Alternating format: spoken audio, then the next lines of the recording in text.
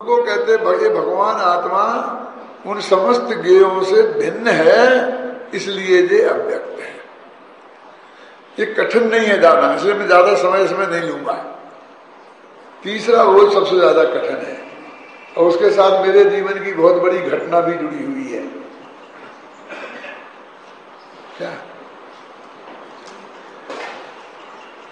इसके बाद दूसरा बोल क्या है कि मोह राग देश के जो भाव हैं ये भावक के भाव हैं। भावक है कर्म, उन मोहिनी नाम का द्रव्य कर्म, दर्शन मोहिनी, चारित्र मोहिनी, तो उसके उदय में जो भगवान आत्मा में भाव होते हैं वे हैं भाव्य।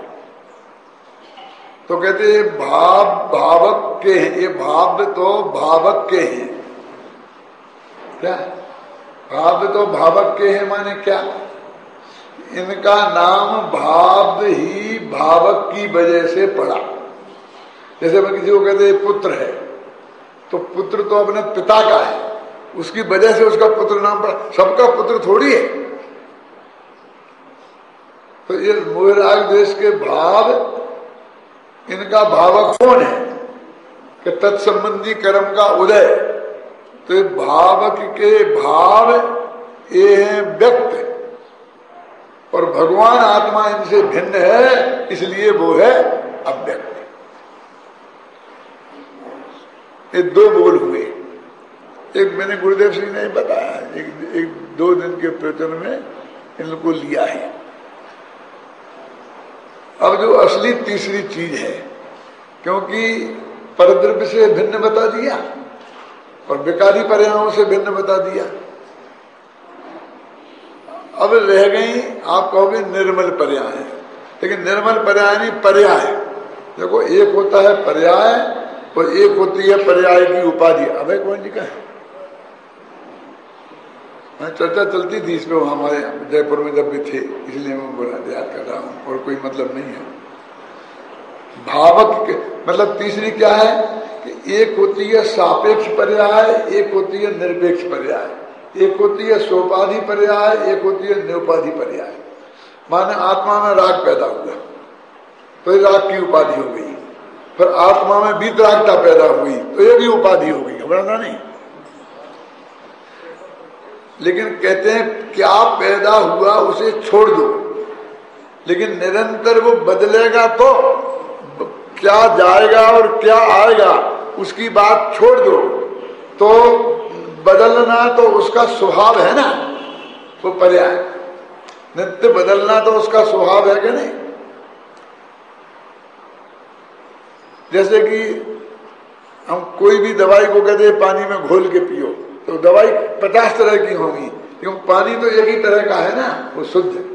तो वो विकारी पर्याय है कि निर्मल पर्याय है, इसका विकल्प छोड़कर पर्याय मात्र की बात करो। समझ गए? तो वो ये कह रहे हैं कि तीसरा बोल क्या है मालूम? चित्त सामान्य की में चैतन्य की समस्त व्यक्तियां निमग्न अंतर्मग्न हैं।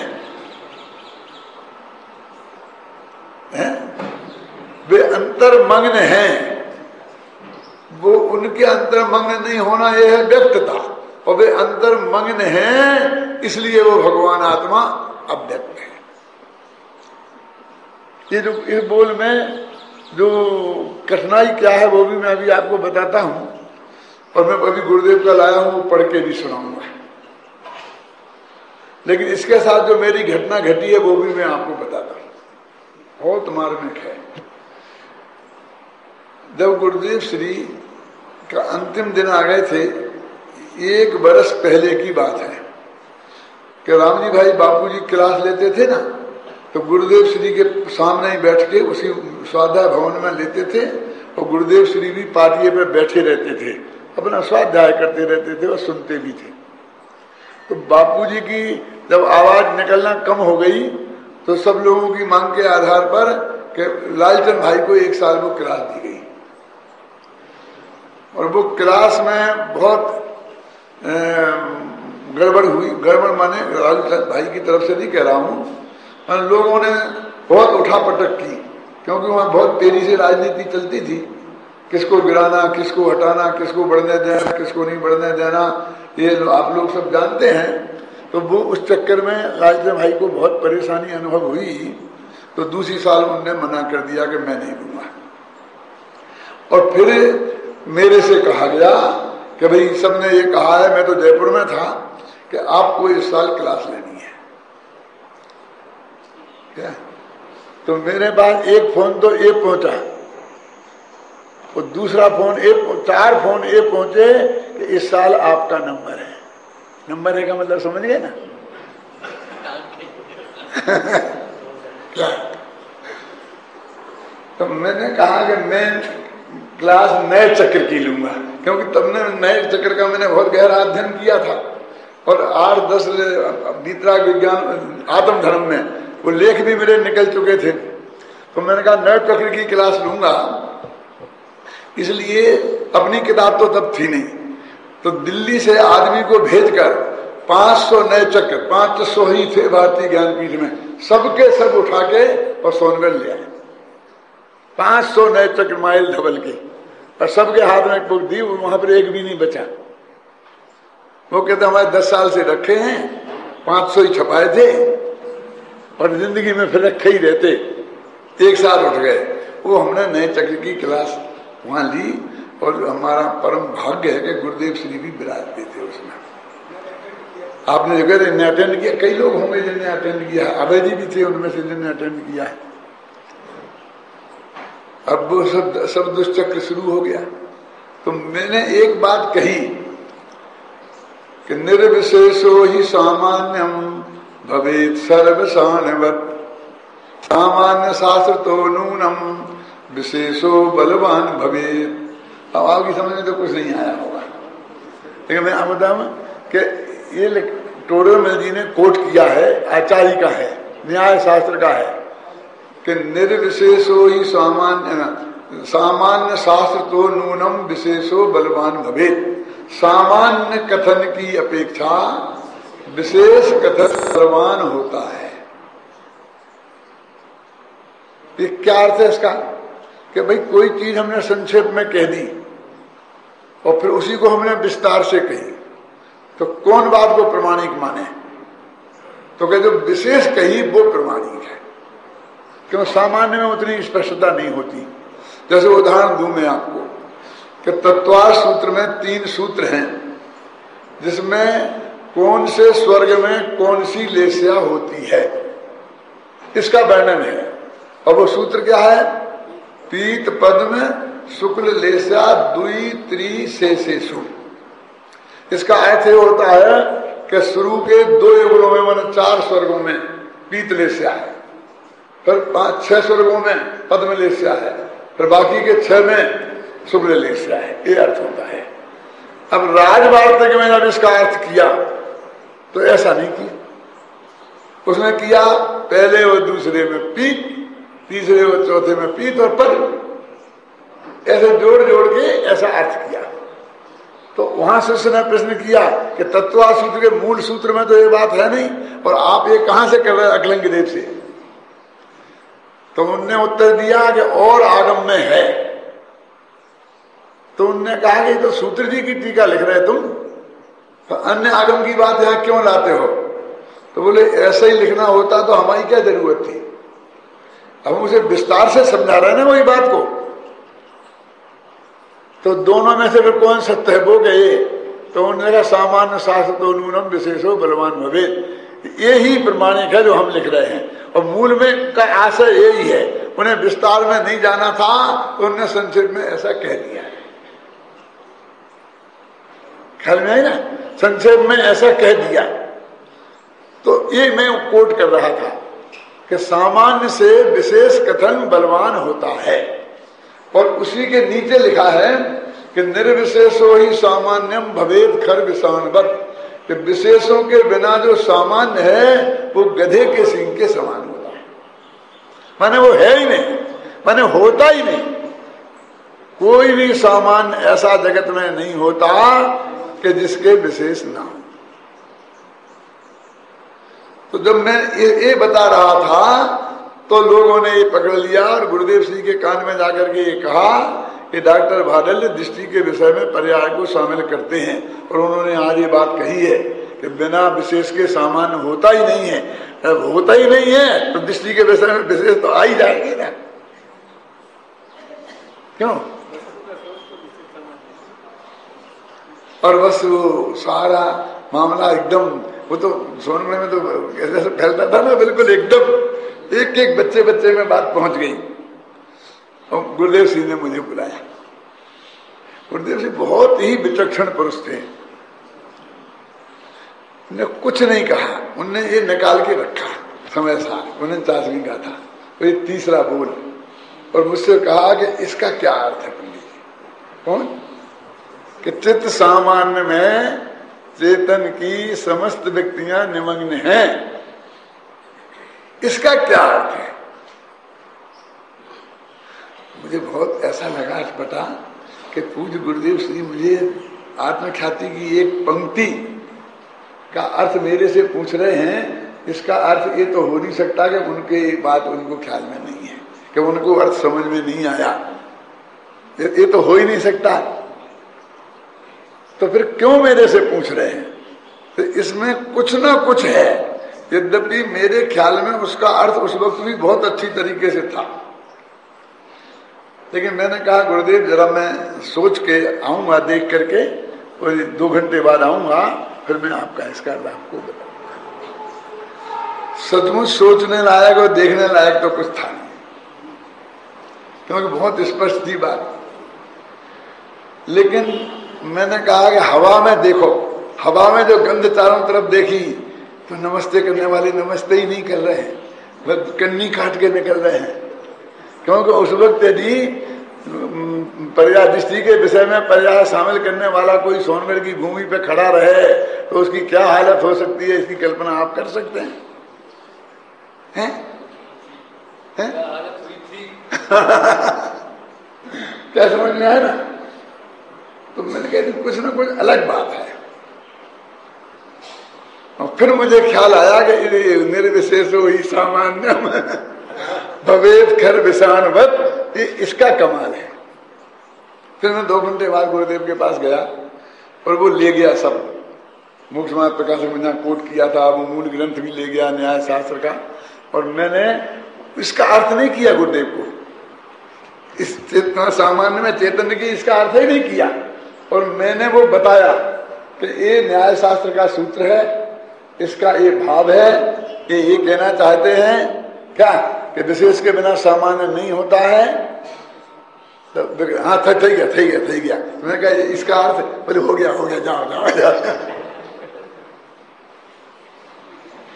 ये घटना कोई सामान्य घटना नहीं है, आप सुने ना, ये क्या है तो वैसा चक्कर है। अभी मैं बताता हूँ कि ये गुरुदेव के प्रवचनों के माध्यम से हर बच्चा तो थोड़ा भी वास्तव में उनके मर्म को समझता है कि दृष्टि के विषय में पर्याय शामिल नहीं है, ये बात चलती है ना। और कुछ लोग, मैं किसी का नाम नहीं लेना चाहता हूँ, जानने वाले जानते हैं और नहीं जानने वाले नहीं जाने तो अच्छा है, वो ऐसा नहीं मानते थे। वहीं क्या कुछ प्रमुख लोग ये नहीं मानते थे कि दृष्टि के विषय में पर्याय शामिल है कि नहीं है, तो वो उसके प्रति बहुत सेंसिटिव थी, है ना।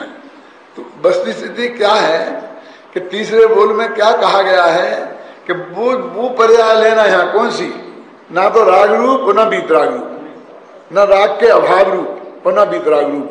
क्यों? वो क्यों नहीं लेना? निर्मल पर्याय क्यों नहीं लेना? जब विकारी पर्याय की बात पहले कही है तो निर्मल पर्याय क्यों नहीं लेना?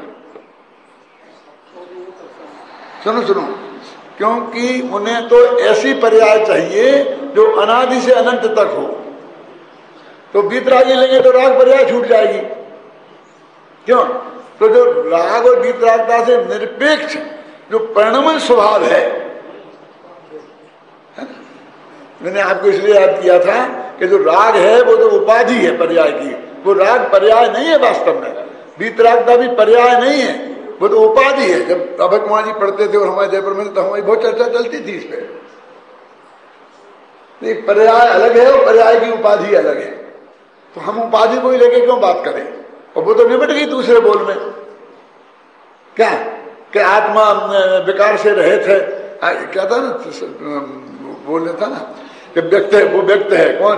मोह राग द्वेष के भाव व्यक्त हैं और भगवान आत्मा अव्यक्त है, उनसे भिन्न है। वो तो वहां निपट गया। अब वो उस पर्याय सामान्य की बात कर रहे हैं। तो कहते चैतन्य में, चैतन्य की समस्त व्यक्तियां अंतर्मग्न हैं। अब व्यक्तियां माने पर्याय हैं, वो अंतर्मग्न है। ये अंतर्मग्न है का क्या अर्थ है कि देखो, जैसा स्त्री पुत्र मकान जायदाद माने गेय पदार्थ भगवान आत्मा से जुदे हैं, तो वे जुदे ही हो गए, वे अंदर हैं ही नहीं, वे तो जुदे थे ही। और राग भी यद्यपि आत्मा में है, फिर भी अनंत काल तक रहने वाला नहीं है, वो निकल जाने वाला है। लेकिन ये जो पर्याय स्वभाव है, कौन? उत्पाद व उत्पाद व, ये तो सिद्ध दशा में भी रहने वाला है, इसलिए उससे ये अलग है। यदि वीतरागता की पर्याय लेंगे तो ये हो जाएगा खड़ा कि फिर वो अनादि से नहीं है। अब हमको लेनी है वो अनादि अनंत पर्याय, परिणमन स्वभाव। तो चेतना में चैतन्य की समस्त व्यक्तियां, तो समस्त व्यक्तियां माने अनादि से लेकर अनंत काल तक की, तो वो पर्याय ही होगी, पर्याय की उपाधि नहीं। तो उपाधि से रहित पर्याय की बात है।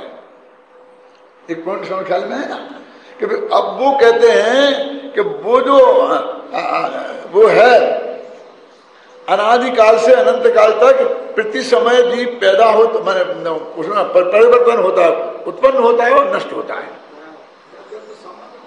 है ना। तो ये होता है, तो वो ये कहते हैं उत्पन्न होना और नष्ट होना, उत्पन्न होना और नष्ट होना, उत्पन्न होना और नष्ट होना। तो ये तो उसका स्वभाव है। जैसा त्रिकाली ध्रुव स्वभाव, ये भी त्रिकाली ध्रुव स्वभाव है, क्योंकि एक समय भी आत्मा परिणमन स्वभाव से खाली नहीं है।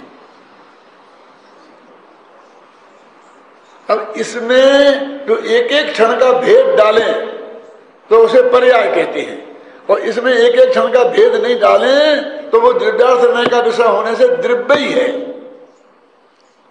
तो चैतन्य की समस्त व्यक्तियां चित्त स्वभाव में अंतर्मग्न है।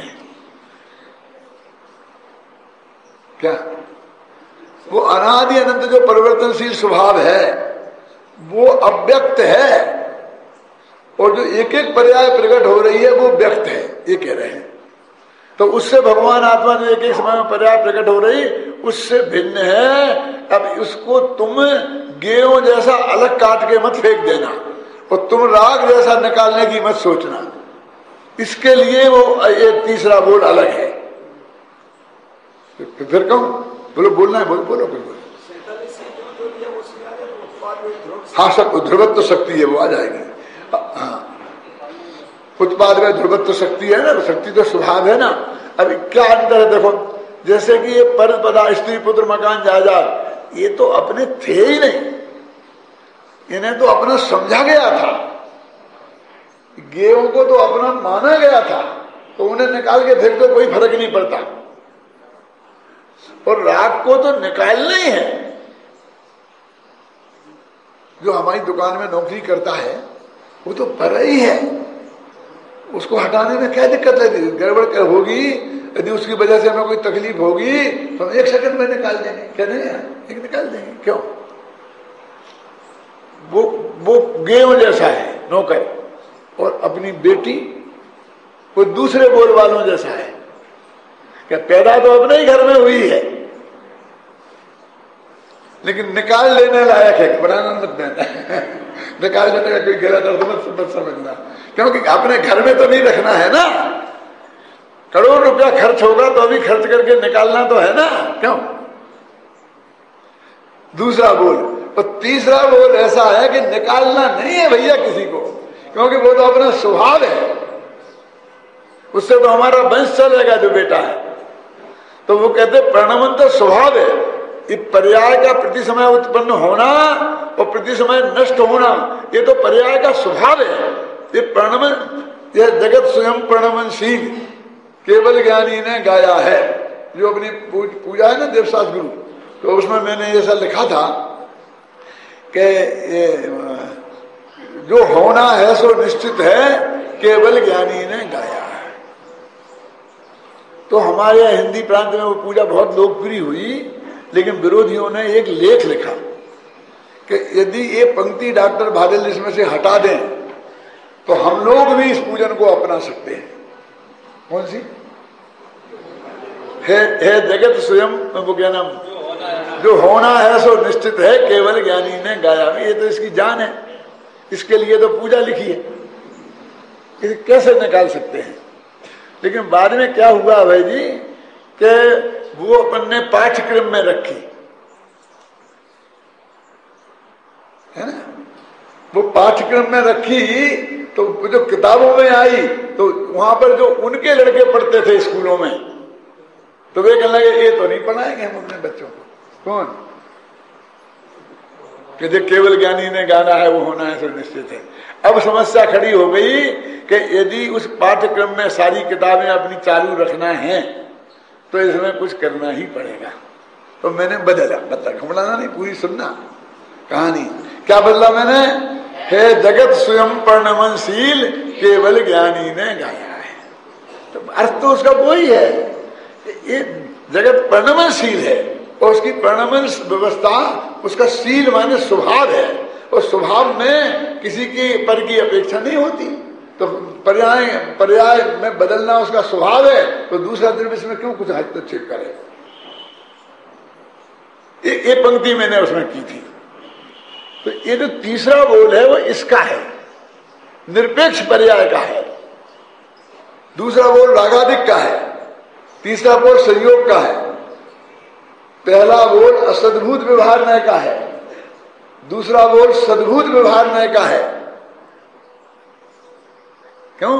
वो सद्भुत व्यवहार नय से राग आत्मा का माना जाता है, उसके निषेध की बात है पर्याय में। अब ये तीसरा बोल वो पर्याय से रहित की बात है। तो पर्याय से जैसे पर द्रव्य अलग हैं वैसी तो अलग नहीं है, और जैसे रागादिक निकाल देने लायक हैं वैसे ही वो पर्याय भी निकाल देने लायक भी नहीं है। अब उसकी तीसरी पोजीशन है, और पर्याय पर दृष्टि रहेगी तो सम्मत दर्शन हो नहीं सकता। तो निकालना तो है, वो निकाल देने लायक है नहीं।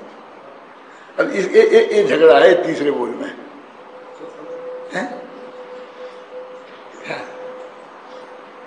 तो अब ये कहते हैं तू अपनी दृष्टि में से निकाल, वस्तु में से वो तो नहीं निकलेगी।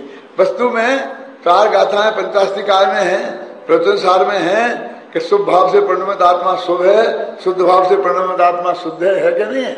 और मैंने वो कुंद शतक में 4 गाथाएं पंचास्तिकाय की कोट की हैं। वो है ना द्रव्य गुण एक है, क्या है, गुण बिना द्रव्य नहीं, गाथाएं है ना, वो गाथाएं मैंने उसमें कोट की जिसमें द्रव्य और पर्याय की एकता बताई है। वस्तु के स्वभाव में है भाई, पर्याय कोई ऐसी चीज थोड़ी है कि परद्रव्य है, वो तो दृष्टि में से निकालने के लिए उसे परद्रव्य की बात कह दिया जाता है। ख्याल में आई ना? तो अब यहाँ पर इस तीसरे बोल में दृष्टि में से निकालनी है और वस्तु में रखनी है, ये समस्या है।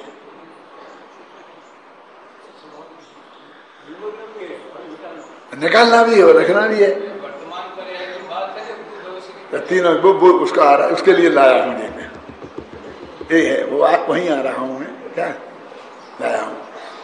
ये अभय जी का प्रश्न ये है कि जो आप कह रहे हैं निकालना है कि रखना है, तो वर्तमान पर्याय की बात कह रहे हैं कि दीदी, इसमें तो बहुत स्पष्ट शब्दों में लिखा है क्या कि समस्त व्यक्तियां, तो एक में तो समस्त पना होता नहीं, वर्तमान की तो एक ही होगी ना।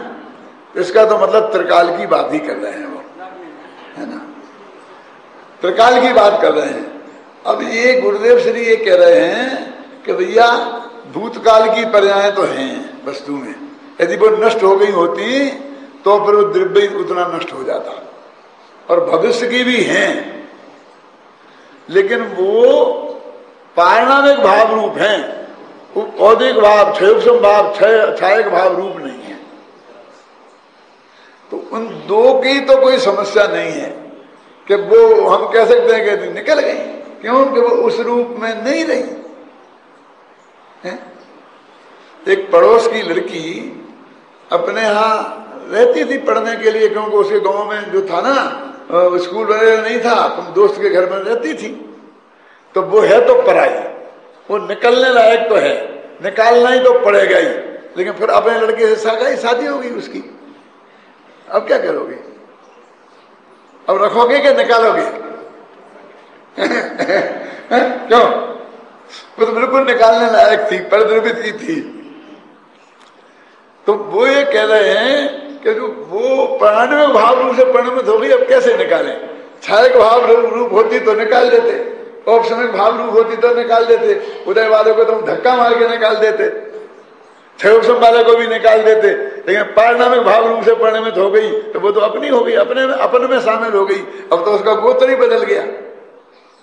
लेकिन एक पर्याय अब गुरुदेव श्री बोलते हैं कि जान, इस गाथा में क्या पढ़ा है? जान शब्द पड़ा है, ता अलंग गहम जाना अलंग घृणम जीवम मंदत्य परिणाम। तो जान तो पुण्य का काम पर्याय का है, तो ये पर्याय जानने वाली पर्याय तो खड़ी है। अब उसको रखना कि नहीं रखना?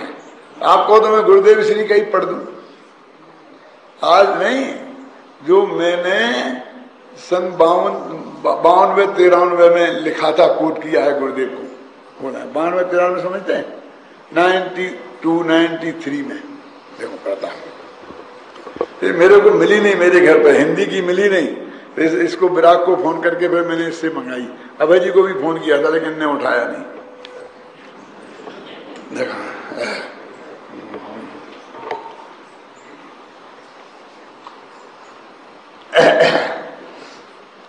अव्यक्त ना तीजा अर्थ विषय पूज गुरुदेव श्री ना विचारो जानवा जेवा छे, जे आप प्रमाणे छे।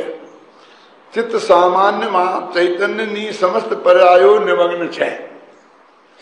जे पर्यायो भविष्य में थनारी छे अने जे पर्यायो भूतकाल में थई गई छे, ते बधी पर्यायो चैतन्य सामान्य मां अंतरलीन छे। अब निकाल के बाहर तो इन्हें भी नहीं किया ना,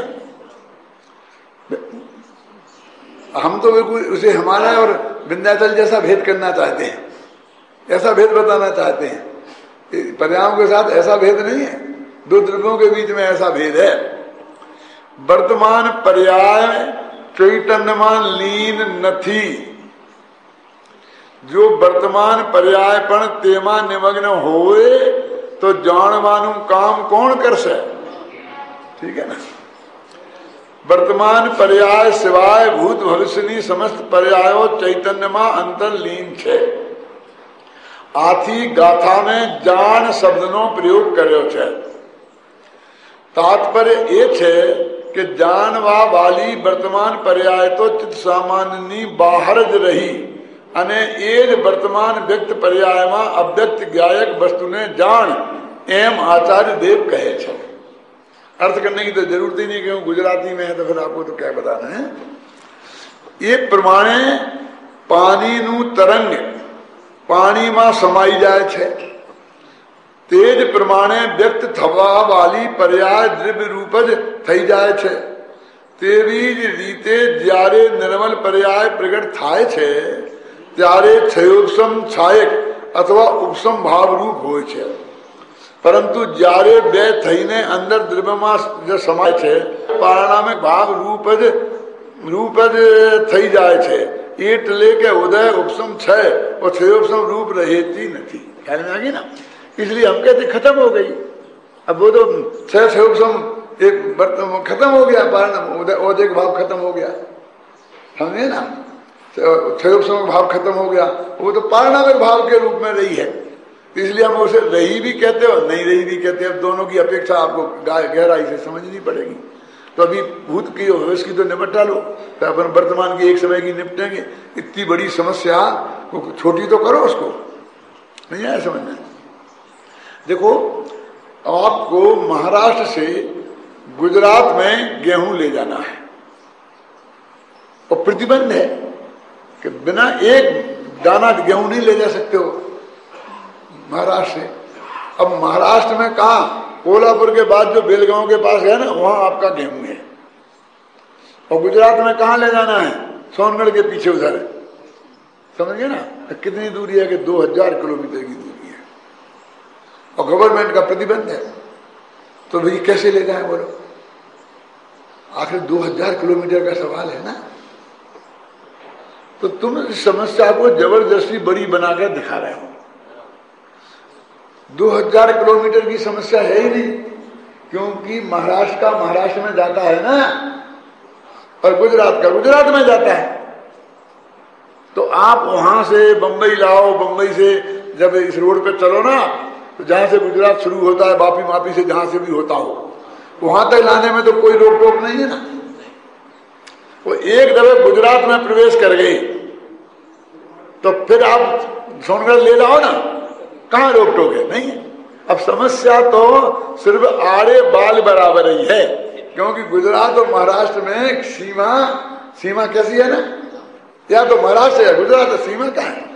उसमें सरल रेखा है। सरल रेखा समझते हैं किसे कहते हैं? सरल रेखा की परिभाषा, जिसमें लंबाई तो हो, चौड़ाई और मोटाई ना हो, उसे सरल रेखा बोलते हैं। जो दो बिंदुओं को आपस में मिलाए और उसमें लंबाई तो हो लेकिन मोटाई नहीं हो, तो वो तो ऐसी रेखा खींची है। कोई ऐसा हिस्सा है बीच में कि ना गुजरात है और ना महाराष्ट्र है? तो कितनी सी समस्या है, और इतनी लंबी फैली है, कहीं से वहां से यहां आरे बाल के बराबर निकल के इस तरफ आए तो खत्म। कितनी छोटी समस्या है, तुमने कितनी बड़ी कर दी। अब पर्याय द्रव्य में शामिल हैं क्या नहीं है, तब अनादि से लेकर अनंत काल तक की कितनी बड़ी समस्या खड़ी हो गई। अब वो कहते भूतकाल की तो है ही नहीं, पारणव भाव रूप हो गई, और पारणव भाव तो द्रव्य का नाम है, वो द्रव्यार्थिक न्याय का विषय बन गई, और भविष्य की आयु अभी भी द्रव्यार्थिक रूप में है। और एक समय की जो पर्याय है समस्या तो सिर्फ इतनी सी है भाई साहब, और तुम इतनी बड़ी बता रहे हो कि वो वर्तमान पर्याय का क्या। और यदि शामिल नहीं करते हैं उसे कहा में त्रिकाली ध्रुव में, तो पूरी द्रव्य के टूट के दो टुकड़े हो जाएंगे। एक समय की पर्याय निकालो तो द्रव्य अखंड नहीं रह सकता। आप ये समझे ना? ये बिजली घर से यहां तक पूरा तार आया है, और एक आड़े बाल के बराबर भी कहीं दूरी आ जाएगी तो लाइट नहीं आएगी। और एक समय की पर्याय तुमने काटी तो द्रव्य के दो टुकड़े हो गए, एक भूतकाल एक भविष्य का। त्रिकाली नहीं रहा वो, और अपन इसलिए बार बार बोलते हैं त्रिकाली ध्रुव, त्रिकाली ध्रुव। पंजाबियों में एक अकाली संप्रदाय होता है, तो एक निरहंकारी संप्रदाय होता है, नाम सुना आपने? ये अपने जैनी निश्चय करने वाले हैं। वो अकाली माने त्रिकाली, माने जिसका काल का कोई भेद नहीं है।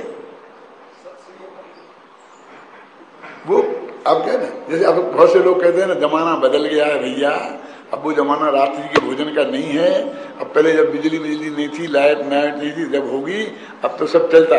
तो कहते भैया धर्म में काल से कोई अंतर नहीं पड़ता, कहते क्या नहीं कहते, वो काल से प्रभावित नहीं होता। तो अकाली माने जो धर्म को काल से प्रभावित होना नहीं माने। आप समझे ना? अकाली माने त्रिकाली, अनादि अनंत, उसे खंड खंड में नहीं बांटा जा सकता। जो काल से न काले न खंड्यामी, न द्रव्य न खंड्यामी, न क्षेत्र न खंड्यामी, न भावे न। और एक संप्रदाय होता है उनके निरहंकारी। निरहंकारी माने क्या? पर पदार्थों में एकत्व बुद्धि नहीं करना, अहंकार नहीं करना।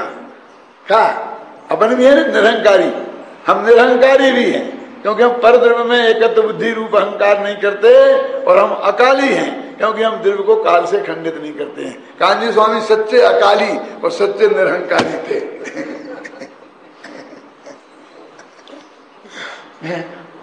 देखो स्वामी जी के बारे में भी मुझे बोलना है, लेकिन इस स्वामी जी के बारे में तो बोल रहा हूं, और क्या है, सच बोलो। स्वामी जी के तत्व ज्ञान की चर्चा करना ये असली स्वामी जी का परिचय है, हैं? होती है ना, शारदो दररोज होती है। ये मुझे अच्छा याद है कि सबसे पहले हमने गुरुदेव के दर्शन अपने बमीना में किए थे, फिर सोना गए, और फिर तीसरी दफे चांदखेड़ी में।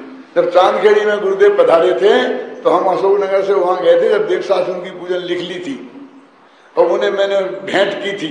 उसमें लिखा था कि जिन्होंने इस कलिकाल में क्रमबद्ध पर्याय का स्वरूप बताकर हम जैसे अनंत पामर प्राणियों पर अनंत उपकार किया, उन कांजी स्वामी के कर कमलों में सादर समर्पित। और ये मैंने उन्हें भेंट की थी, उनने वो पढ़ा। तुम क्रमबद्ध पर्याय को जानते हो? हाँ जानते हैं। सोनगढ़ आना निमंत्रण मिला था सबसे पहले, उसके बाद सोनगढ़ आया मैं। फिर कोटा में उनकी सभा हुई तो 2 लोगों को बोलने का उसमें अधिकार मिला। 15 मिनट मुझे मिले और 15 मिनट गेंदा लाल जी बूंदी वालों को। युगल जी को नहीं, युगल जी तो मीटिंग कंडक्ट कर रहे थे, वो तो मुखिया ही थे, स्वागत करता थे, सब कुछ थे वहां के। लेकिन उन्हें 2 आदमियों को बोलने का समय दिया। कब? सन ये 56-57 की बात हुई। 56-57 समझते हैं? हाँ, 57 की बात। तो मैंने वहां जो कहा था वो आज भी मुझे याद है। मैंने कहा ये गोरा भूरा चमकता हुआ चेहरा, इसका नाम कांजी स्वामी नहीं है। कांजी, वहां बुक स्टॉल लगा था, 10-5 किताबें रखी थी बिक्री के लिए। असली कांजी स्वामी तो वो है, उन्हें पढ़ो, उन्हें देखो तो तुम्हें कांजी स्वामी का मालूम पड़ेगा। इस पुद्गल के चेहरे को क्या देखते हो? उस वक्त मैंने ये बात कही है ना। तो उनकी वाणी का पढ़ना, पढ़ाना, घोंटना, जन जन तक पहुंचाना, ये वास्तव में ये असली गुरुदेव की के प्रति हमारी भक्ति का है। हम अर्घ चढ़ाना है, असली अर्घ चढ़ाना ये है। तुम तो चावलों का अर्घ चढ़ाते हो जिसका हम विरोध करते हैं कि वो तो देवशाह गुरु को चढ़ता है, शरणों अनुष्ठान के पीछे नीचे नहीं चढ़ता है। असली अर्घ चढ़ाना तो ये है। क्या करें, ऐसा समय आ गया है। हमारे 500 विद्वान निकले, अभी एक एक को चीर के देखो, इनके अंदर में कांजी स्वामी भरे पड़े हैं। कैसे चीरोगे सुमन भाई? वो परीक्षा करना भी मैं बताता हूं कि यहां जाके अकेले में थोड़ा उनके सामने कांजी स्वामी की बुराई करना कि ठीक है थे, लेकिन वो ज्यादा समझते नहीं थे, भ्रष्ट थे, क्रियाकांड को नहीं पालते थे। एक इतनी कह के देखो, फिर तुम्हारी खटिया खड़ी ना कर दे वो, तो मालूम पड़ जाएगा कि वो कांजी स्वामी का अनुयायी है कि नहीं, भगत है कि नहीं है। क्यों? मैं ये कहना चाहता हूं आप सबसे कि उनके अंदर में कांजी स्वामी के प्रति इतनी श्रद्धा ये किसने पैदा की? ये कर्तृत्व के अभिमान के लिए नहीं कहता हूं। ये 5 साल हमारे पास रहे और 24 घंटा रट कर हमने वो चीज इनको सिखाई, तब इनके रोम रोम में वो बात बसी है तो वैसे ही बस गई। इनने तो गुरुदेव को कभी जीवन में देखा नहीं है, और उन परिवारों से आए हैं जो कट्टर 20 हैं, दक्षिण भारत से आए हैं, जो आज भी मुनि के भगत हैं। बहुतों के परिवार बदल गए, बहुतों के नहीं भी बदले। क्यों? ये कहां से आया? वो तत्व ज्ञान से आया है भाई साहब। उनने गुरुदेव से की क्रमबद्ध पर्याय समझी है। यदि क्रमबद्ध पर्याय उनके अंदर घुस गई तो वो कांजी स्वामी का नहीं है। ये कौन कहेगा कि कांजी स्वामी का नहीं है?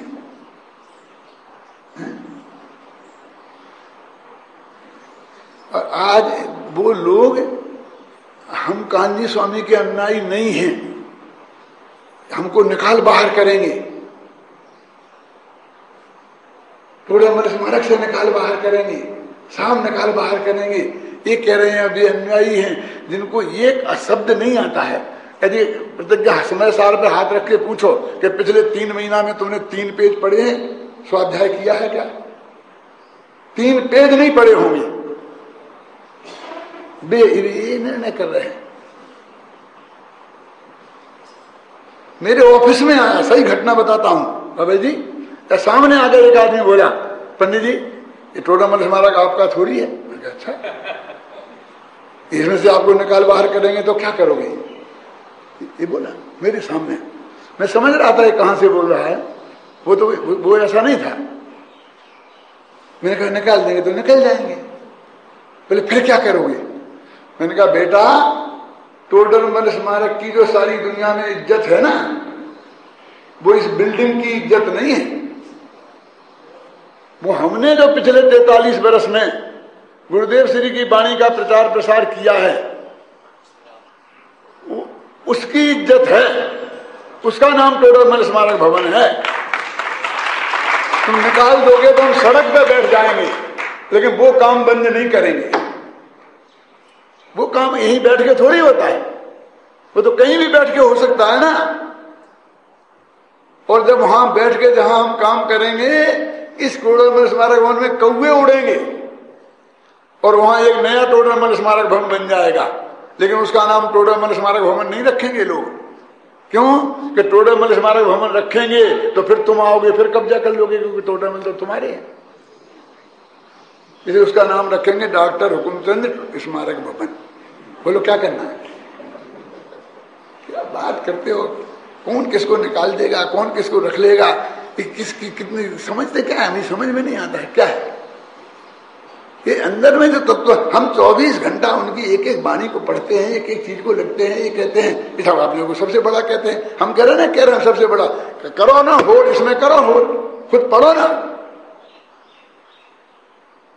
स्वाध्याय करो, स्वाध्याय करो, गहराई से गुरुदेव की एक एक बात को लाओ जगत के सामने, लिख कर लाओ, बोल कर लाओ। ये सच्ची श्रद्धांजलि समर्पित है। हम तो रात के 2 बजे बैठकर की श्रद्धांजलि समर्पित करते हैं। मैं आपसे बोलता हूं कि मैं अभी 40 पेज पढ़ के आया हूं वही सुबह से। आप में से कितने ने 40 पेज पढ़े? और मैं 76 वर्ष का हूं। क्या ये बात अभिमान करने जैसी नहीं है?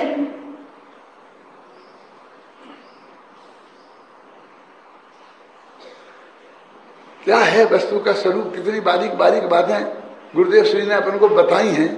अपने मनुष्य भाव को उसमें हम लगाएं हैं कि इन राग द्वेष की कथा में, इनमें लिखने में, इसमें पढ़ने में, इनमें हम लगाएं।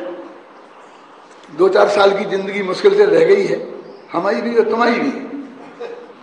क्यों? कौन पहले जाएगा? राम एक बार कहना, सुमन भाई आप जाओगे कि मैं जाऊंगी? कोई गारंटी है? 2-4 वर्ष के फर्क से क्या फर्क पड़ता है? 2-4 वर्ष आप बड़े हुए, मैं छोटा हुआ, मैं बड़ा हुआ, आप छोटा हुआ, इसे क्या फर्क पड़ता है? कोई गारंटी थोड़ी है कि इतनी वर्ष उम्र करके पूरी करके जाएंगे। हमारा एक एक सेकंड पूज्य गुरुदेव श्री ने जो हमारे भगवान महावीर के तत्व ज्ञान का मर्म खोला है, वो हमारा उसमें जाना चाहिए। यदि एक समय भी उसमें बर्बाद होता है तो समझ लो हमारी ये हानि हुई। ये हानि है। जगत में क्या हुआ, कौन हुआ, क्या हुआ, तुम्हारे करने से क्या होता है, ये सब भ्रष्ट हो जाएगा, सब ऐसा हो जाएगा। ये देन में कुम्मड़ बतिया है, ये कुम्मड़ बतिया कोई नाएंगे तर्जनी देश कमलाई। एक जगह एक मूर्ति विराजमान, उसे सारा खत्म हो जाएगा, मुख से समाज खत्म हो जाएगा, बर्बाद हो जाएगा, क्या हो जाएगा। ये मूर्तियों को 22-22 घंटे आंखें लगी रहती हैं। क्यों? श्वेतांबर बनी रहती हैं, और तुम 2 घंटा निकाल के उनके चरणों में लौटते हो।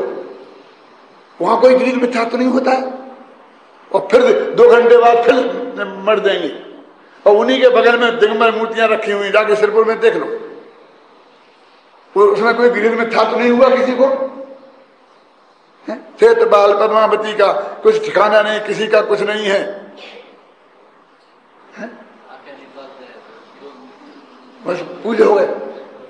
अब कैसे सब धर्म, कैसे सब धर्म। और ये इसने हमने सारी जिंदगी गुरुदेव के चरणों में समर्पित की, उनकी एक एक वाणी को अपने जीवन में अपनाया। सपना भी आया तो इसका आया कि अब आगे कहां सिविल लगाना है और कैसे लगाना है, क्यों, और क्या लिखना है? मुझे बहुत याद आता है, मैंने एक वाक्य बोलता हूं अभी। जब गांधी जी की हत्या हो गई थी ना, एक महाराष्ट्र ने की थी।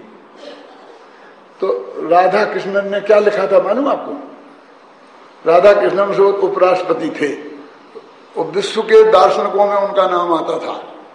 उनने लिखा था कि एक सबसे बड़े हिंदू की हिंदुत्व की रक्षा के नाम पर एक हिंदू ने हत्या कर दी। समझ में आया कि नहीं आया? क्या एक सबसे बड़े हिंदू की, जो रोजाना भगवान कृष्ण की राम की भक्ति वो बोलता था, रघुपति राजा राजा राम बोलता था। क्यों क्यों काय बात के लिए कि जो अपने शत्रु मुसलमान है ना, वो उनसे घृणा नहीं करता था। बस अपराध क्या था उसका कि वो मुसलमानों से घृणा क्यों नहीं करता है, और ये अपराध पर उसे फांसी की सजा पे चढ़ा दिया। क्या मैं आपको बताता हूं, मेरे पास फोन आया है यहीं देवलाली में एक व्यक्ति का, और उस व्यक्ति ने ये कहा कि हमको ऐसा ऐसा कहा, ऐसा ऐसा कहा, तो उसको बहुत गुस्सा आया। तो उसने ये कहा कि तुम हुकुमचंद की हत्या कर दो, गोली से मार दो उसे, क्या कर, तब तुम्हें संतोष होगा। तो मनोज ने क्या जवाब दिया? हाँ, वो दिन भी आने वाला है। वो उसके रोंगटे खड़े हो गए, सच बोलता हूं, वो रोने लग गया। मेरे पास फोन आया उसे यहीं कि वो दिन भी आने वाला है। मैंने कहा अच्छा है, गांधी जी में, टोडरमल जी में हमारा नाम भी लिखा जाएगा। क्यों? और किसी राधा कृष्णन को ये लिखना पड़ेगा कि एक सच्चे कांजी स्वामी के अनुयायी को, जिसने श्वेतांबरों से घृणा नहीं की, इस अपराध में, और कांजी स्वामी के तत्व ज्ञान की रक्षा के नाम पर, क्यों, और किसी मराठी ने उसकी हत्या कर दी। ये भाग्य की बात है। वो सौभाग्य भी इसी भूमि को मिला था। क्या है, कौन है गुरुदेव का सच्चा अनुयायी? मैं आपसे पूछना चाहता हूं, कौन है सच्चा अनुयायी? और हर एक की एक एक समय की गतिविधि पर आपका कंट्रोल है कि साहब वो कहते हैं हम किसी की नहीं मानेंगे। अरे किसी की माने चाहे नहीं माने, तुम्हारी तो गारंटी से नहीं मानेंगे। जो इतना द्वेष रखता है उसके मानने का सवाल क्या है? उसकी बात मानने का सवाल क्या है? क्यों? हाँ हाँ, क्या हम उनकी बात माने?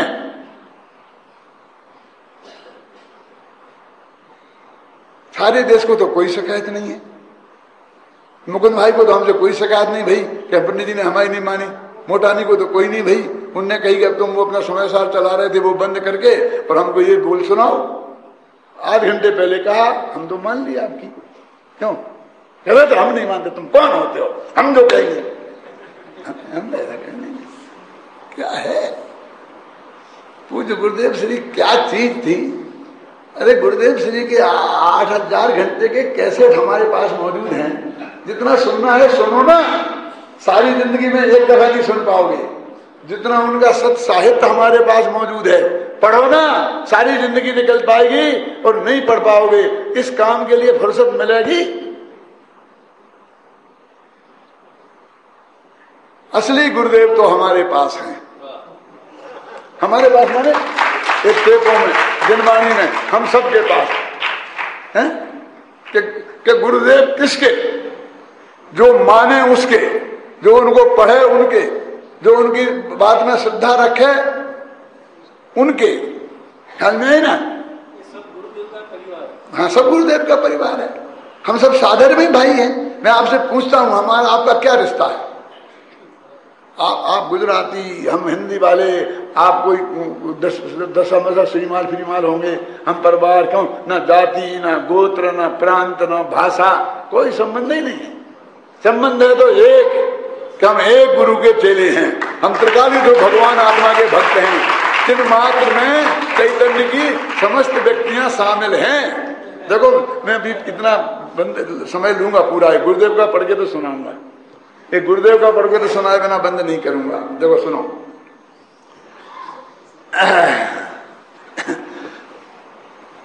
कहा ये निकल गया प्रश्न।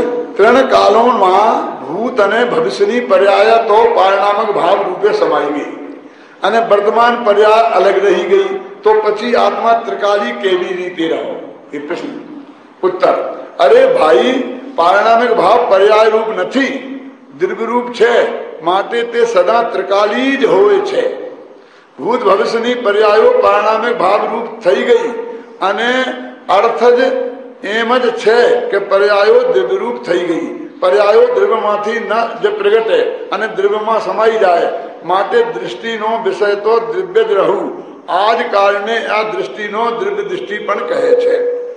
अब अब फिर प्रश्न, आप कहीं पण कहो, आप कुछ भी कहो, क्यों, परंतु जे वर्तमान पर्याय अलग रही गई तो पची द्रव्य त्रिकाली के भी जीते रहो। दुकाली कहो, भूत तो भविष्य, वर्तमान नहीं है ना। अखंडित के भी रीते रहो, ते समझातु नहीं। उत्तर, हमें कहीं पण शा माटे कहिए, हमें तो एज कहीश जे वस्तु ने स्वरूप होय, आगमानुकूल होय, तर्कनी कसौटी पर साचू ठहरे तेवू होय, ऐसे। इसलिए बात क्या है कि वो एक समय में वो पर्याय उठी है, वो पर्याय को शामिल भी नहीं किया, लेकिन वो बीच में द्रव्य टूटा नहीं है। टूटा नहीं है इसका मतलब वर्तमान पर्याय त्रिकाली में शामिल है।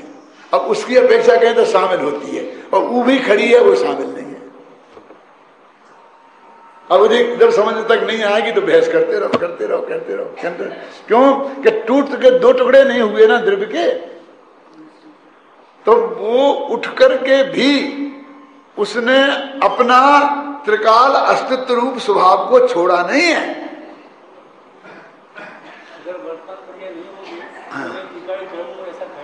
ऐसा कहेगा, उसे जानेगा कौन और समझे, और वो उसमें शामिल नहीं रहेगी तो वो त्रिकाली कैसे रहेगा। अब ऐसे समझ लो, कोई कहे कछु है नहीं और कोई कहे कछु है, और है और ना के बीच में जो कछु है सो है।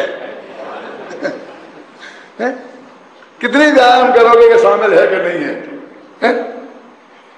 एक अपेक्षा से शामिल है भी क्योंकि वो अखंड द्रव्य है, और शामिल नहीं है क्योंकि वो प्रगट पर्याय रूप है।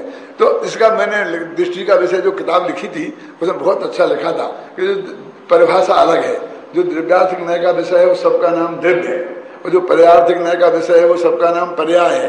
वो उठी हुई पर्याय पर्यार्थिक न्याय का विषय है, इसलिए वो पर्याय है, वो नहीं है। और जो अंदर में कंटिन्यूटी है वो द्रव्य का स्वभाव है, इसलिए वो उसमें कंटिन्यूटी टूटी नहीं ना। तो परिणमनशील स्वभाव की पर्यायों की कंटिन्यूटी ये पर्याय नहीं द्रव्य है, और ये द्रव्यार्थिक न्याय का विषय है, और ये दृष्टि के विषय में शामिल है। तो पर्याय में शामिल भी हो गई और अलग भी रही गई। तुमने तो दोनों को समझो तो हमारे हाथ में क्या है, वो तो वस्तु के स्वरूप में ऐसा पड़ा। हम तो सिर्फ उस बात को कहते हैं। पूज्य गुरुदेव श्री की पे अनंत श्रद्धा समर्पित करते हुए मैं अपनी बात समाप्त